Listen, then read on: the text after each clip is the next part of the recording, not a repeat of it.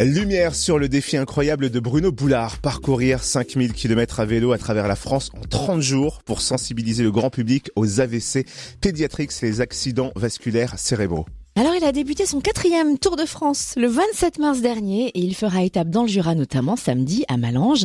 On découvre l'objectif final avec Bruno Boulard, bonjour. Bonjour.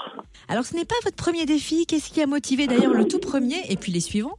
Le tout premier, alors c'est vrai, c'est une longue histoire, mais je vais essayer d'être bref. En 2016, j'ai vécu une année assez compliquée, difficile, comme tout le monde peut en avoir. Et puis mon frère a fait un AVC fin septembre en 2016. Ça a été la goutte qui a fait déborder le vase. Et puis j'ai eu besoin d'évacuer justement tout ça. Et puis je me suis lancé un premier défi Paris-Beaucaire à pied pour passer à autre chose. Me dire qu'il n'y a pas que le travail dans la vie, puis pour rester positif. Et puis derrière, donc quand mon frère, après son AVC avec une boîte crânienne découpée, 3 semaines de coma, tout le côté gauche paralysé en se réveillant, les docteurs lui ont dit qu'il finirait dans un fauteuil roulant et lui s'est dit, il est hors de question, moi à 50 ans, c'est pas possible. Il a fait une rééducation avec courage, persévérance. Il a commencé à marcher au bout de 1 mois et demi avec une panne à trépied. Et puis après, à la rééducation, il faisait du vélo. Et puis le kiné lui a dit, ça serait bien d'acheter un vélo pour passer les après-midi à ne rien faire, aller promener à vélo. Et puis ça m'a donné envie de faire un deuxième défi pour le soutenir.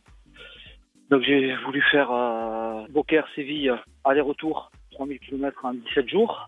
Et à l'arrivée, donc, dans ma commune, à Beaucaire, il y avait l'étoile de Bessèges, deuxième course professionnelle cycliste de l'année, qui devait arriver en même temps. Du coup, j'ai appelé les organisateurs pour essayer de voir si on pouvait faire quelque chose avec mon frère à l'arrivée, avec le coureur. Et ils m'ont dit oui, il n'y a pas de problème.